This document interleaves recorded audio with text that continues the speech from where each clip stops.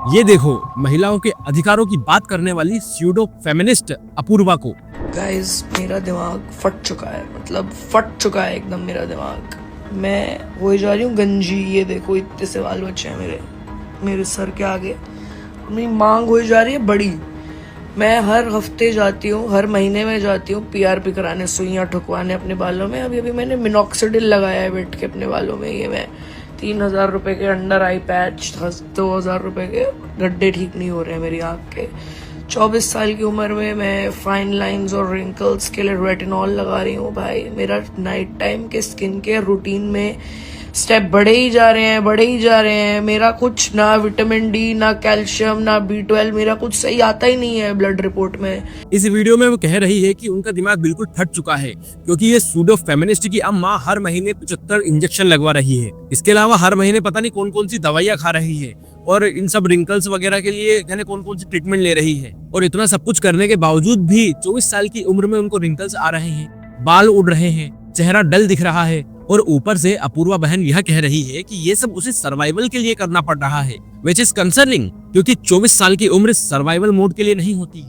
24 साल की उम्र बायोलॉजिकल पीक होता है, उसमें शरीर स्ट्रांग रहता है, एनर्जी रहती है, पूरी बॉडी नेचुरल स्ट्रांग रहती है, उसमें कोई भी मेडिकल ट्रीटमेंट की आवश्यकता नहीं होती। अगर इस उम्र में कोई लड़की मेडिकल ट्रीटमेंट के ऊपर डिपेंडेंट हो चुकी है तो ये फिर एक वार्निंग साइन है और इसे आप ये कहकर इग्नोर नहीं कर सकते कि बिजी लाइफस्टाइल है, स्ट्रेस है। इवन उसके वीडियोस में भी ये दिखता है कि वो ओपनली ड्रिंक और स्मोकिंग करती है। ये कोई आरोप नहीं है क्योंकि वो उसके खुद के वीडियो में अपने आप को ऐसा ही दिखाती है। जाते ही पानी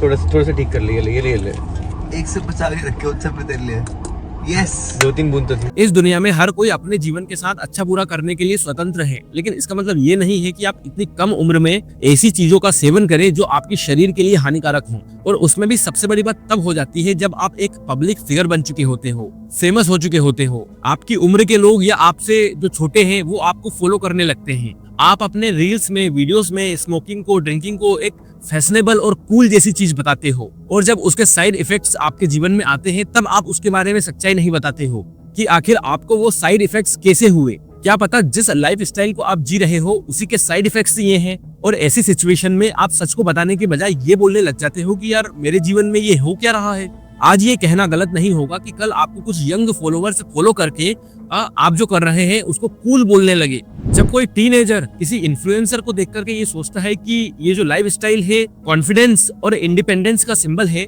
तो वो बिना सोचे समझे इन चीजों को फॉलो करने लगता है। लेकिन अपूर्वा दीदी ने आज तक ये नहीं बताया कि उन्हें नॉर्मल दिखने के लिए भी इन सब चीजों की जरूरत पड़ रही है। देखो साइंस यहाँ पर बिल्कुल सीधी और क्लियर है। सिगरेट के स्मोक में 7,000 से ज्यादा केमिकल्स होते हैं जो लंग्स से सीधा ब्लड में जाते हैं और फिर स्किन, हेयर और बॉडी के हर ऑर्गन तक पहुँचते हैं। स्मोकिंग कोलन को ब्रेक करती है जो कि स्किन की स्ट्रेंथ और इलास्टिसिटी के लिए जरूरी होता है और इसीलिए स्मोकर्स के फेस पे एजिंग के साइन बहुत जल्दी दिखने लगते हैं। और ये जो डैमेज होता है ये 20s में ही स्टार्ट होने लग जाता है। चाहे कैमरा फिल्टर यूज करके आप उसको टेम्पररी हाइड कर दो, स्मोकिंग ब्लड सर्कुलेशन को स्लो करती है जिससे स्किन तक ऑक्सीजन और न्यूट्रिशंस बहुत कम पहुंचते हैं। इसी वजह से फेस डल और टायर्ड दिखता है। और जब ये Apoorva under eye dark circle की बात करती है तो इसके पीछे कोई मिस्ट्री नहीं है। स्मोकिंग और ड्रिंकिंग स्लीप क्वालिटी को डिस्टर्ब करती है। जब डीप स्लीप कम होती है तो बिना स्लीप के बॉडी रिपेयर नहीं करती, आंखें धसी धसी दिखने लगती हैं और फेस, चेहरा डल दिखने लगता है।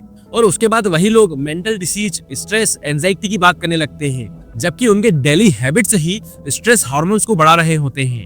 अल्कोहल को कैजुअली कंज्यूम करने वाले लोग ये भूल जाते हैं कि अल्कोहल बॉडी को डिहाइड्रेट करती है। मतलब जिस लाइफ स्टाइल को ग्लोरीफाई करके आप वीडियोस बना रहे थे वही सब इन साइड इफेक्ट्स का रीजन है। यहाँ पे एक पॉजिटिव बात ये है कि आज का जो यूथ है इन सब चीजों को ब्लाइंडली फॉलो नहीं कर रहा है। डेटा दिखा रहा है कि आज का जेन जी स्मोकिंग और अल्कोहल को पहले के लोगों की अपेक्षा ज्यादा रिजेक्ट कर रहा है। काफी यंग लोग हेल्थ, स्लीप और फिटनेस को प्रायोरिटी दे रहे हैं और ये ट्रेंड क्लियरली शो करता है कि अवेयरनेस बढ़ रही है। चाहे कुछ इन्फ्लुएंसर्स अभी भी पुराने पैटर्न को पुश कर रहे हों। और पूर्वा बहन को यह समझना होगा कि अगर 24 साल की उम्र में उनको पीआरपी मेडिकल ट्रीटमेंट की जरूरत पड़ रही है तो प्रॉब्लम उनके बालों में नहीं है, प्रॉब्लम लाइफ स्टाइल में है। जब इन्फ्लुएंसर्स बिना रूट कोज बताए हुए अपनी सफरिंग को नॉर्मलाइज कर देते हैं तब वो हजारों यंग लड़कियों को ये सिग्नल दे रहे होते हैं कि 24 की उम्र में झुर्रियां, बालों का झड़ना और इंजेक्शंस लगाना नॉर्मल बात है। जबकि मेरे हिसाब से ये क्लियरली साइन है कम उम्र में गलत आदतों में पड़ जाने का। और अगर इसे टाइम पर सुधारा नहीं जाए ना तो ये 30 की उम्र में आपको पूरा ट्रेन कर सकती है और फिर ब्लेम सिस्टम पर लगा दिया जाएगा और उसका सॉल्यूशन कॉस्मेटिक इंडस्ट्रीज बेचेंगी। और जो लोग ये कॉस्मेटिक्स का ज्यादा उपयोग करते हैं ना, उनकी प्रॉब्लम्स को ये कॉस्मेटिक्स शॉर्ट टर्म के लिए छुपा तो देते हैं, लेकिन लॉन्ग टर्म में यही कॉस्मेटिक्स बहुत ज्यादा डैमेज भी करते हैं। धीरे धीरे नेचुरल बैलेंस खत्म हो जाता है और हर नई प्रॉब्लम के लिए एक नया प्रोडक्ट चाहिए होता है। और ऐसे में फिर सवाल उठता है कि भाई साहब इसका सॉल्यूशन क्या है? और इसका सबसे पहला सॉल्यूशन है इंटॉक्सिकेशन। अल्कोहल और स्मोकिंग को अवॉइड करो। और मैं कोई लेक्चर नहीं दे रहा हूँ, ये एक प्रैक्टिकल बात है, साइंटिफिक बात है। जब आप ये बैड हैबिट्स हटा देते हो तब आपकी बॉडी को फाइनली रिपेयर होने का स्पेस मिलता है। दूसरा सबसे इंपॉर्टेंट सॉल्यूशन है कि हेल्दी डाइट और आपका डेली रूटीन। और हेल्दी डाइट का मतलब ये नहीं होता कि आप बड़ी बड़ी चीजें खा रहे हो, बादाम खा रहे हो, अंजीर खा रहे हो, नहीं, एक ऐसी डाइट जिसमें न्यूट्रिशन हो, सिंपल खाना हो।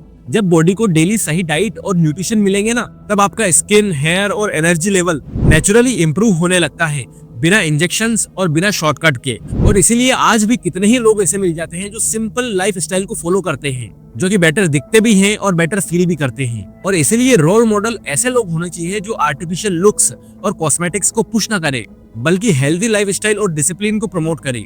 क्योंकि रियल रेबेलियन खुद को दवाई खाकर सुंदर दिखाना नहीं होता है, बल्कि अपने आप को इतना स्ट्रॉन्ग बनाना होता है कि उसे कॉस्मेटिक्स और एक्सक्यूजेस की जरूरत ही ना पड़े।